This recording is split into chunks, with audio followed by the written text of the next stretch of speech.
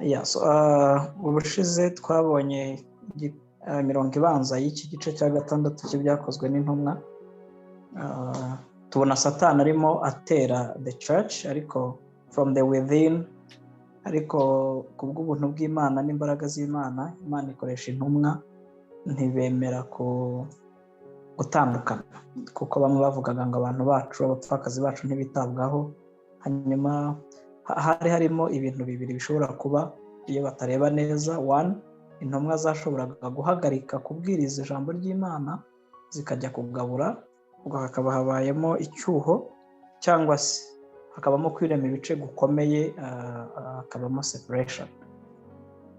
Ariko kubw'ubuntu bw'Imana bagize ubwenge, Imana yabahaye ubwenge, batoranya abantu babizerwa buzuye umwuka w'Imana kandi bemera kwitanga, bafite ubwenge kugira ngo bakore uwo murimo. So muri abo batoranyijwe rero harimo witwaga Stefano. Ndetse n'iyo usomye ku mirongo aho babatoranyije ubona Stefano Bibiliya imuvuga nk'umuntu wari ufite umwihariko. Abandi bagiye babaristinga amazina yabo, ariko we Bibiliya ikamugaragaza nk'ufite izindi qualities z'uko yari afite imbaraga z'Imana, yuzuye umwuka and so on. Nubwo n'abandi yari precondition, ariko we mu gutoranya Bibiliya imugaragaza. Akenshi rero muri Bibiliya kubona izina rifite mu mazina 7 rimwe hariho an additional statement, bigaragaza ko hari impamvu. Maybe baraza kuyigaragaza ko bayivuge, cyangwa uwo muntu nyine yari outstanding mu yindi group yose. Luka rero possibly ko yanditse kino gitabo yandikira Theophilo, akacyandika one at a time, wenda mu buzima bwe cyangwa uko yagendaga recordinga. Ariko ageze ahangaha kuri kino gice cya gatandatu, muri iyo murongo yabanzaga asa nk'ugaragaza Stefano nk'umuntu uri outstanding mu bandi, and ikimugira outstanding rero cyaje no gukomeza hepfo duhereye ku murongo wa 8, ibyo tugiye gusoma tukareba n'amasomo dushobora gukuramo as we read verse by verse. Umurongo wa 8 w'ibice 6 byakozwe n'Imana avuga ngo Stefano wari wuzuye ubuntu bw'Imana n'imbaraga, yakoraga mu bantu ibitangaza n'ibimenyetso bikomeye.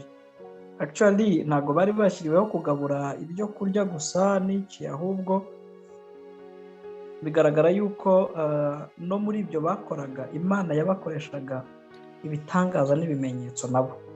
Even bari 8 bari batoranyijwe. Ariko Bibiliya ntirimo kubigaragaza nko gukomera kwa individuals, ahubwo bigaragara ko nabyo byari ubuntu bw'Imana ndetse n'imbaraga z'Imana, which is the contrary ku cyo dushobora kubona even today. Umuntu agira icyo akora akakiyitirira, but hano recognition ni ubuntu bw'Imana n'imbaraga z'Imana. Stefano rero muri uko kugabura Imana yamukoreshaga ibitangaza n'ibimenyetso bikomeye. Ngo ariko abantu bamwe bo mu isinagogi yitwa iy'Abarebertino n'iy'Abanyakorene n'iy'Abanyarekizandriya n'iy'Abanyakirikiya n'iy'Abanyaziya barahaguruka bajya impaka na Stefano. Bigaragara ko yigishaga nawe yafataga umwanya akanigisha. Bajya impaka ngo nyamara ntibabasha gutsinda ubwenge n'umwuka bimuvugisha.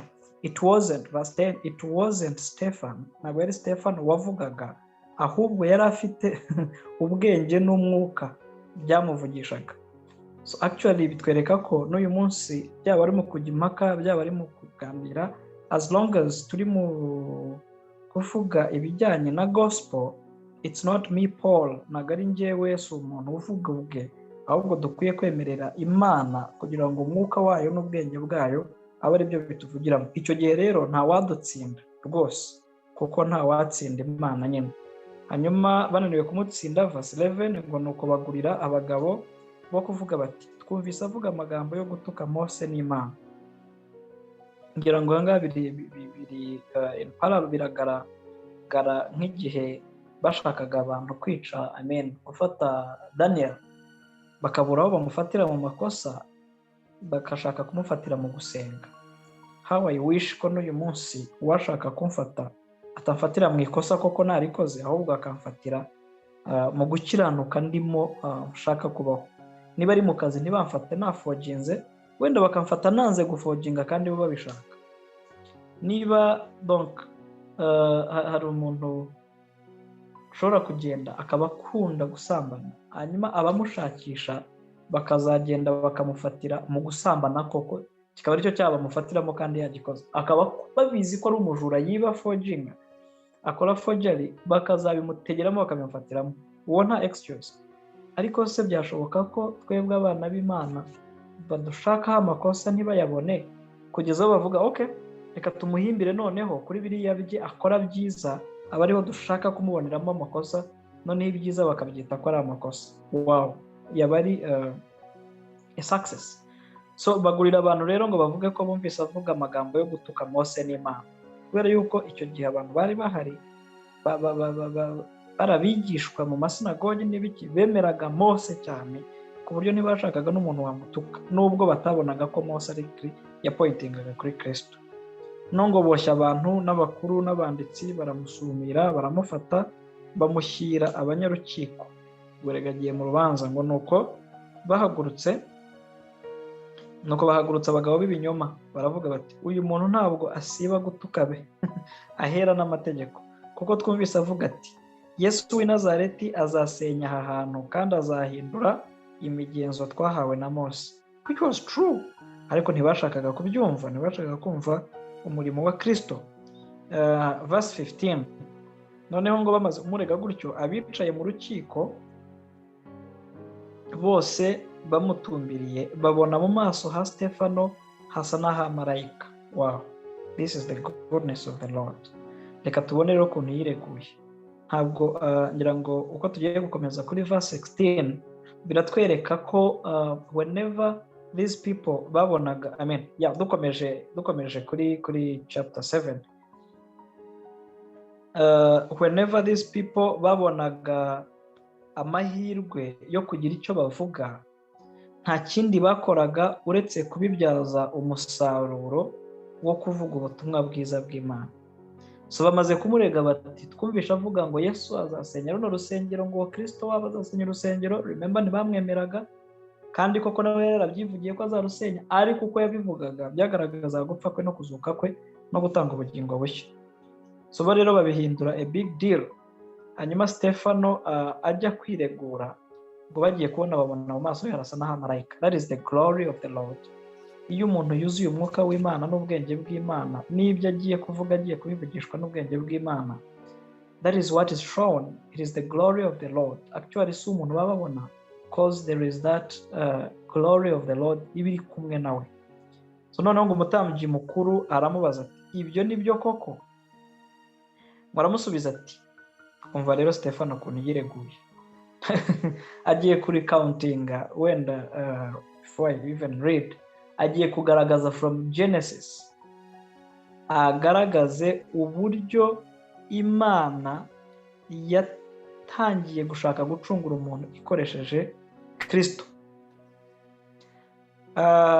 Tugiye kubona arahera ku kuntu Abrahamu yahamagawe akomeza azajye mu bahanuzi, ariko byose aganisha kuri wa wundi Kristo yavugaga. Actually bitwereka ibintu bibiri. One, ko tudakwiye kugira ubwoba no mu gihe turi confronted, turimo gusabwa kurenouncinga cyangwa guhakana agakiza twakiriye. Rwose tutagomba kugira ubwoba. Ariko icya kabiri kirimo ni no kugaragaza yuko the whole Bible from Genesis yavugaga ubutumwa bwiza bwa Kristo. Na Stefano rero arasubiza ati yemwe bene data kandi ba data, nimwumve, Imana y'icyubahiro yabonekeye sogokuruza Aburahamu ari i Mesopotamiya ataratura i Harani, iramubwira iti va mu gihugu cyanyu no muri bene wanyu ujye mu gihugu nzakwereka. Maze ava mu gihugu cy'Abakarudaya atura i Harani. Se amaze gupfa, Imana iramwimura imuzana muri iki gihugu aho bari nyine, aricyo mugituyemo na bugingo n'ubu. Ariko ntiyamuhayeho ikibanza naho haba aho gukandagiza ikirenge, ahubwo yamusezeranyije kuzakimuha ngo abe nyiracyo n'urubyaro rwe, kandi yari ataragira umwana. urumva arimo arazanamo kwizera, kuko tuzi yuko no mu Baheburayo handitse ko kwizera ariko kwatumye Aburahamu yimuka akava iwabo aho yari azi akajya aho atazi, kandi akemera ko urubyaro rwe ruzaragwa amahanga yose. Arimo arabereka kwizera. Ngo maze Imana iravuga iti, urubyaro rwawe ruzaba abasuhuke mu gihugu cy'abandi, bazabahindura abaretwa, babagirire nabi imyaka 400. ngo n'igihe Imana yamubwiraga ko bazajya muri Egypt, ngo kandi ishyanga bazakorera uburetwa ni jye uzariciraho iteka, niko Imana yavuze. Kandi iti, hanyuma bazavayo bansengere aha hantu. ngo maze imuha isezerano ryo gukebwa. Bukeye abyara Isaka, amukeba ku munsi wa 8. Isaka nawe abyara Yakobo, Yakobo abyara ba sogokuruza bakuru 12. Ba sogokuruza bagirira Yosefu ishyari, baramugura cyangwa baramugurisha, ajyanwa muri Egiputa. Ariko Imana ibana nawe. Arimo aragaragaza amateka yabo ati, mwebwe mwicaye ahangaha, wa wundi Mose muvuga ngo ndatuka, reka nze mbereka ahubwo uko muvuga ko gutandukanye n'uko mumuzi. Ariko ntiyahera kuri Mose ako kanya, ahubwo ahera kuri Aburahamu. Imana ibana na Yosefu, ngo umurongo wa 10, imukiza mu makuba ye yose, imuha gutona n'ubwenge imbere ya Farawo umwami wa Egiputa, maze amugira umutware wa Egiputa n'uw'urugo rwe rwose. ngira ngo iyi ni story ya Yosefu turayizi from Genesis, n'ibibazo yaciyemo byose kugeza afunzwe azira akarengane, ariko bikarangira abaye umutware kubera Imana yamurinze kandi ikamukoresha. Ngo bukeye inzara itera muri Egiputa hose n'i Kanani, haba umubabaro mwinshi, nuko basogokuruza babura ibyo kurya. Ariko Yakobo yumvisha yuko muri Egiputa hari amasaka, atuma basogokuruza ubwa mbere, ubwo ni abahungu ba Yakobo, maze ubwa kabiri Yosefu amenywa na bene se, nuko umuryango wa Yosefu umenywa na Farawo. Ubwo murabizi ko Yakobo yaje kwimukira muri Egypt, agasangayo umuhungu we, bagatunganirwa. Ariko ubwo nibyo kuzuza ko Imana yari yarabwiye Abraham, urubyaro rwawe ruzaba abasuhuke kandi rukoreshwa uburetwa, bigiye kuba. Ngo Yosefu atumira se Yakobo na bene wabo bose bari 75. Yakobo aramanuka ajya muri Egiputa, arapfa we n'abasogokuruza, babajyana i Shekemu, babahamba mu buvumo Aburahamu yaguze igiciro cy'ifeza na bene Hamori w'i Shekemu. Ibi rwose biri muri Genesis. Ariko igihe cy'isezerano cyenda gusohora, iriya sezerano ry'uko Imana yarababwiye ko bagomba bazaba baretwa, ariko igihe kizagera baveyo. Icyo gihe cyenda gusohora, igihe cy'isezerano cyenda gusohora, iry'Imana yarahiye Aburahamu, abantu baragwira baba benshi muri Egiputa, kugeza aho undi mwami yimiye muri Egiputa utazi Yosefu. Uwo mwami agira uburiganya bwo kurimbura ubwoko bwacu. Mwibuka abantu ndimo kubwira ni bene wabo. Ngo agirira abasogokuruza nabi, mwami abateshereza abana babo b'impinja kugira ngo batabaho. Ngo twageze muri Exodus mu Kuva igice cya 1 n'icya 2. Ngo muri icyo gihe Mose aravuka, ageze kuri wa Mose bavugaga ko yatukaga sasa, kuko we ubutumwa bwiza bugaragaza ko Mose yapointingaga nawe kuri Kristo, ndetse n'amategeko ye yapointingaga kuri Kristo. Ntibabyumvaga, nibyo abazaniye. Ngo muri icyo gihe Mose aravuka, yari mwiza cyane imbere y'Imana, bamurerera mu rugo rwa se amezi 3. Hanyuma amaze gutabwa, umukobwa wa Farawo aramujyana, amurera nk'umwana we. Mose yigishwa ubwenge bwose bw'Abanyegiputa, agira imbaraga n'amagambo ye no mu byo akora.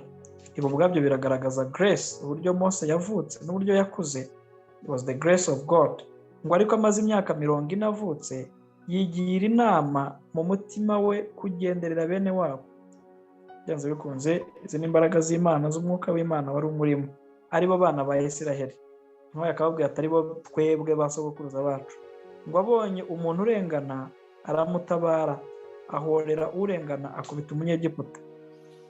Biri muri Exodus. Ngo yibwiraga yuko bene wabo bamenya ko Imana ibakirisha ukuboko kwe, ariko ntibabimenya. Urumva Mose yari atangiye gushaka babwiriza no kubereka ko ari Imana ibakiza, ariko ntibabimenya. Ngo bukeye bwaho asanga abarwana, agerageza kubakiranura ati, yemwe bagabo, ko muri abavandimwe, niki gitumye mugirirana nabi? Iyi ni inkuru iri muri Exodus. Ngo ariko uwarenganyaga mugenzi we aramusunika, aramubaza ati, ninde wakugize umutware cyangwa umucamanza wacu? Mbese urashaka kunyica nk'uko ejo wishe wa munyegiputa? Mose abyumvise atyo aracika. Aba umusuhuke mu gihugu cy'Imidiyani, abyarirayo abahungu babiri. Tutari turayibuka ko yagezeyo bakamushyingira. Imyaka 40 ishize ari mu butayu, marayika amubonekerera mu birimi by'umuriro waka mu gihuru. Exodus 3 niho biri, mu butayu bwo ku musozi wa Sinayi. Mose abibonye biramutangaza ko niko Imana ikurura umuntu.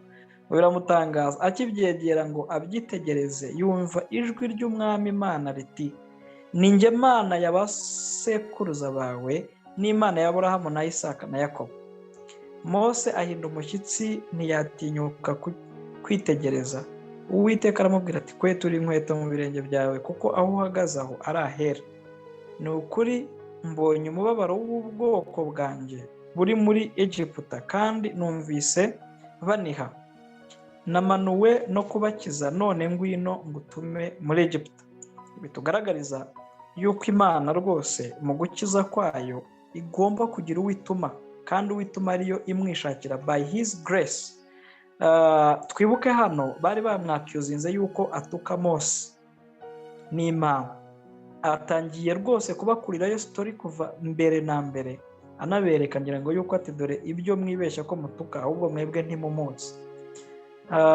Ati rero murongo 35, uwe niwe Mose wa wundi banze bati, ninde wakugize umutware cyangwa umucamanza? Babandi bamwangaga babiri barwanaga, none Imana igiye kumutuma. Ngo niwe Imana yatumye kuba umutware n'umucunguzi, abihawe n'ukuboko kwa marayika uwo wamubonekereye mu gihuru. Kandi ni nawe wabakuye muri Egiputa, uwo Mose bari banze. Bababwira ati, dore na Kristo mwaramwanze, nyamara niwe gakiza kabonerwamo.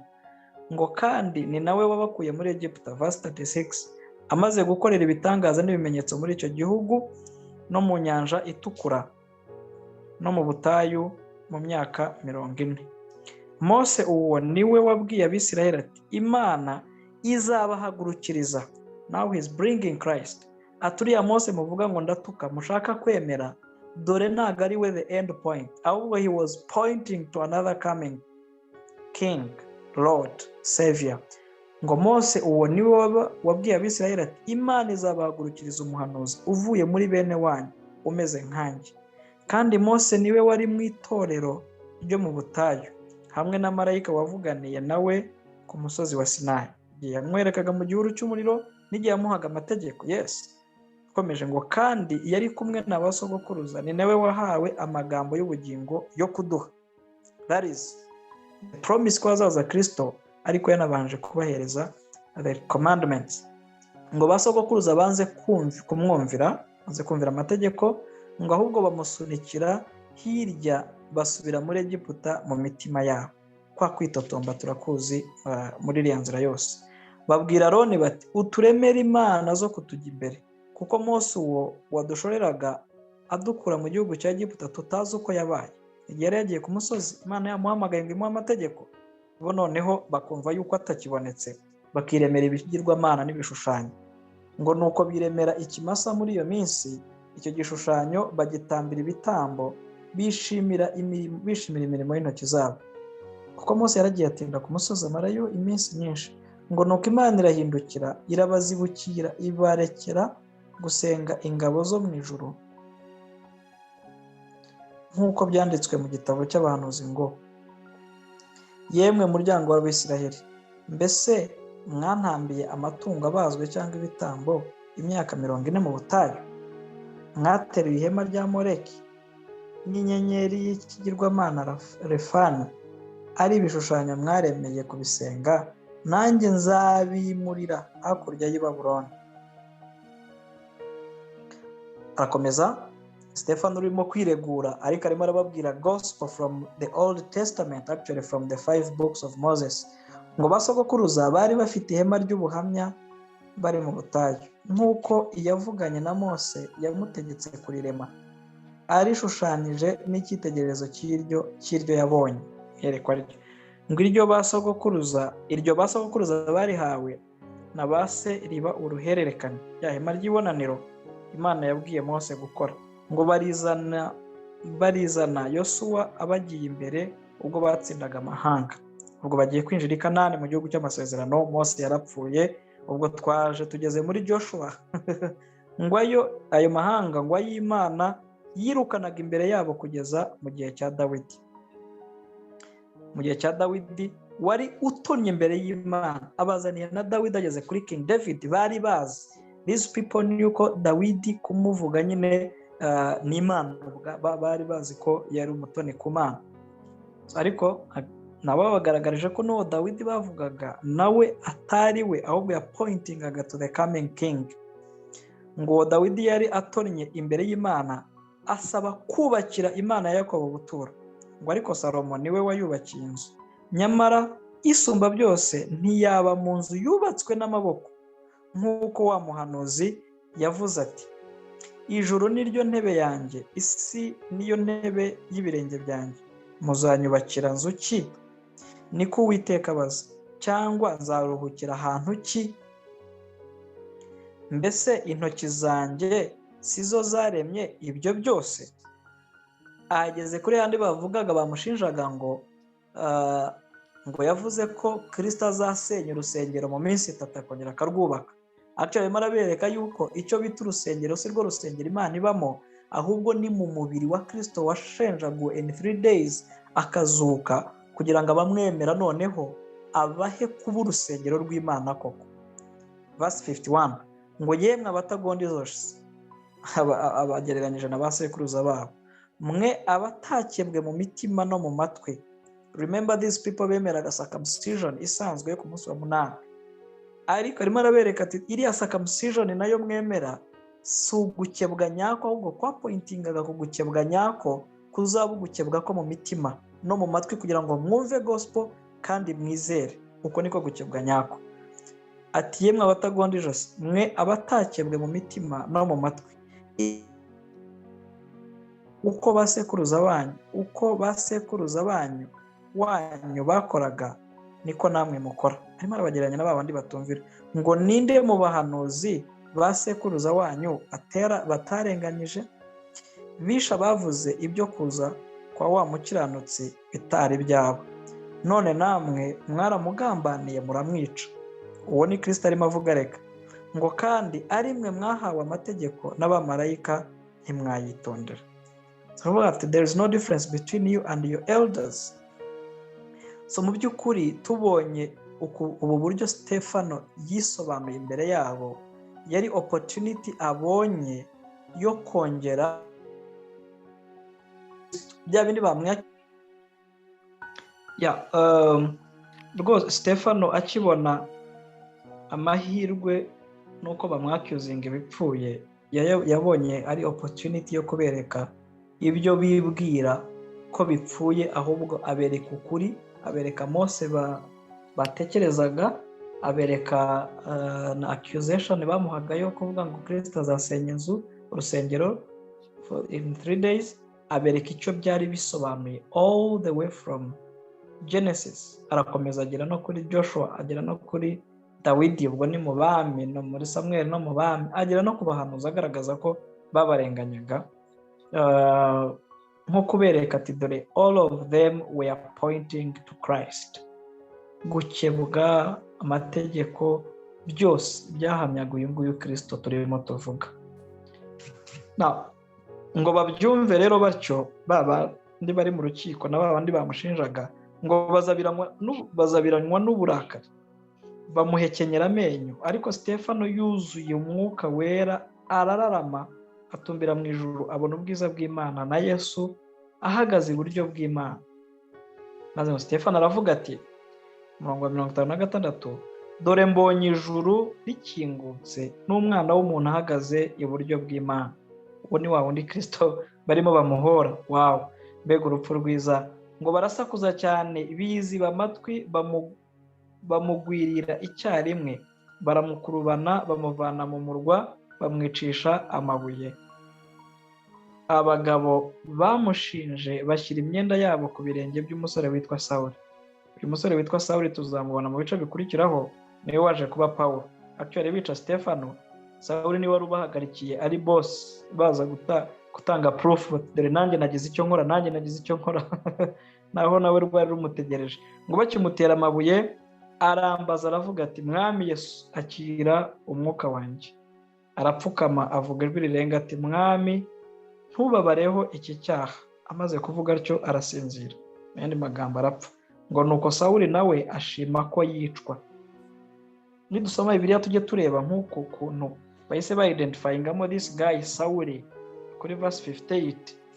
Igice kikanasoza kigaragaza ngo nuko Sawuli nawe ashima ko yicwa. Bigaragara ngo uyu muntu hari ikindi kintu nyine kimurimo tuzabona next. Now, ubuzima bwa Stefano bumpa amasomo akurikira. Nk'uko twabonye n'izindi ntumwa, whenever there is an opportunity, nta kindi nkwiye gukora nk'umukristo uretse kuvuga gospel, uretse kuvuga ubutumwa bwiza, uretse kubwira abantu ubutumwa bwiza. Kandi rwose uko umwuka w'Imana aba ari we udushoboza kuvuga ubutumwa bwiza, nta na rimwe tuzabuvuga ngo bugenda amaramasa cyangwa se bwo kugira umusaruro. So whenever there is an opportunity, mu gihe habonetse amahirwe, nta kindi umuntu akwiye gukora uretse kuvuga ubutumwa bwiza bwa Kristo. Icya kabiri ni uko Stefano yabonaga Kristo muri buri gice cyose cya Bibiliya from Genesis. Yagerageje kubivuga muri summary rwose. Chapter 7 ya Acts, ibice 7 by'ibyakozwe n'intumwa. Ushatse ino kuno Stefano yireguye, ari byo nyine biri muri kino gice, umuntu ashatse yavuga ngo niyo summary ya Bibiliya yose. Ngira ngo icyo atashyizemo nuko Kristo azagaruka, ariko iyi ngiyi rwose niyo summary, kuko birahera muri Genesis bikaza bikageza kuri Kristo. Irindi somo mbonyemo, wenda navuga yandabiri. Irya mbere ni ugupfa neza nk'umukiranutsi. Sintinye gupfa, ahubwo nkabona ko gupfa ari amahirwe yo gusanga uwambambiwe. Ukuntu yararamye yabona akabona Kristo ngo ahagurutse aje kumusanganira. You would imagine kugenda wegera a king or a president, ukabona yari yicaye arahagurutse kuza gusanganira. Ubundi umuntu ahagurukira uwo yubashye. Wow.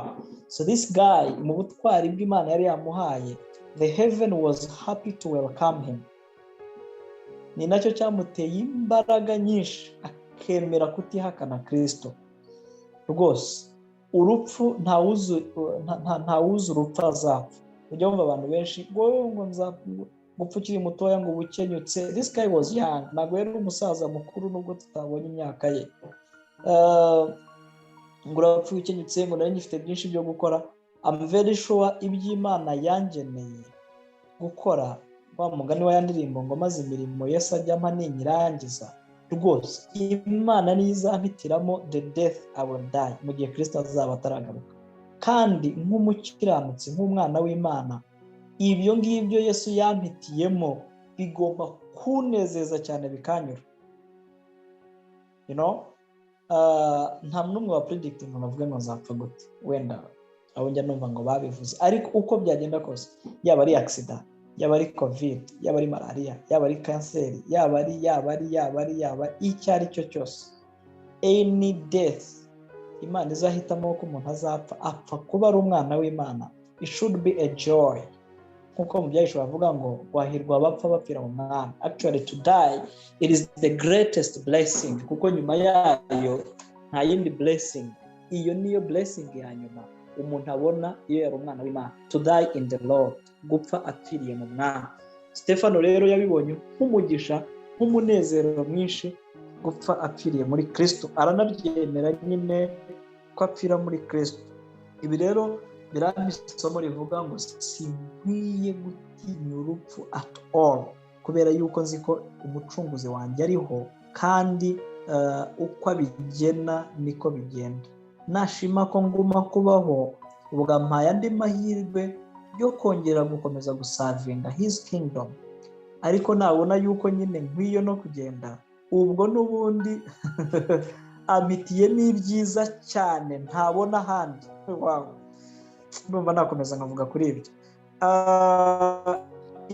Isomo rya nyuma wenda nakuramo hano, iribanziriza rya nyuma ni ukubabarira, gutanga imbabazi, twopesinga no kubatuvuna no kubatubabaza baduhora gukiranuka kwacu, aho kubarakarira tubasabira imbabazi. Abenshi basoma Zaburi bakabona ukuntu Dawidi yasengeraga abanzi be ngo Imana ibahorere ibici bagire gute, bagashaka gusenga same prayers. Oya rwose, kuko uzabona na Dawidi bamukotinga nabi arabivuga, ariko yagera hasi akarecognizinga Imana nk'Imana yamudelivarinze, yamucunguye, nawe agasabira abantu imbabazi.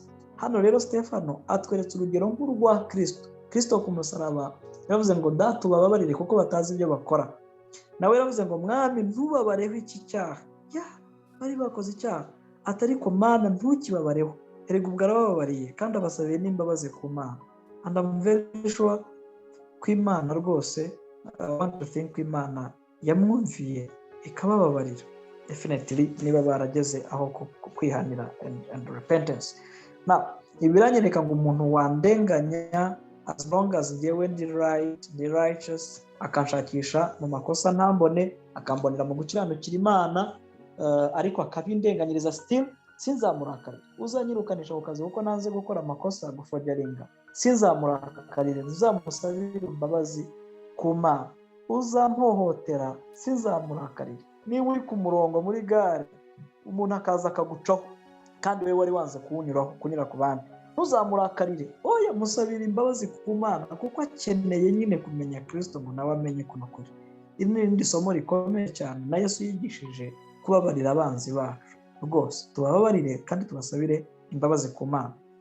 Icya nyuma nasorezaho, tuzakomeza kubona noneho mu gice cya 8 cya 9, n'uyu mugabo witwa Sawuli wasubiyemo inshuro ebyiri ku bice 58, ku murongo wa 58 na hano hasoza ko Sawuli ariwe barambikagaho imyenda imbere ku birenge as a proof, dore nanjye na participatinze rwose. Aka kantu gasoza kavuga nuko Sawuli nawe ashima ko Stefano yicwa, bigaragara ngo he also gave approval. Yari umuntu ukomeye muri bano bantu bajyaga kwica Stefano. Uyu Sawuli rero turaza kumubona ahinduka. Let's just keep note of him nk'umuntu urimo guhagararira abapersecutinga, abica. Azatwereka imbaraga z'Imana kuko niwe waje kuvamo Paulo, twagiye tubona yandika byinshi, kandi nawe waje kubabarizwa Imana. So Imana ikomeze dufashe guhagarara mu buntu bwayo, guhagarara mu mbaraga zayo, kwemera umwuka wayo ko atuyobora, no kwemera even persecution mu gihe turi right, tuhagaze neza. Niyo persecution yaza, Imana nizaduha kwihangana kandi ikaduha kunesha. Uku kunesha mvuga si ukunesha ko kudapfa, kuko niyo urupfu rwaza Imana izaduha kurunesha, twambuke tugere muri bwa buzima. Tuyemerere iganze, itegeke, maze natwe duhagarare rightly with the gospel. Amen, amen, amen.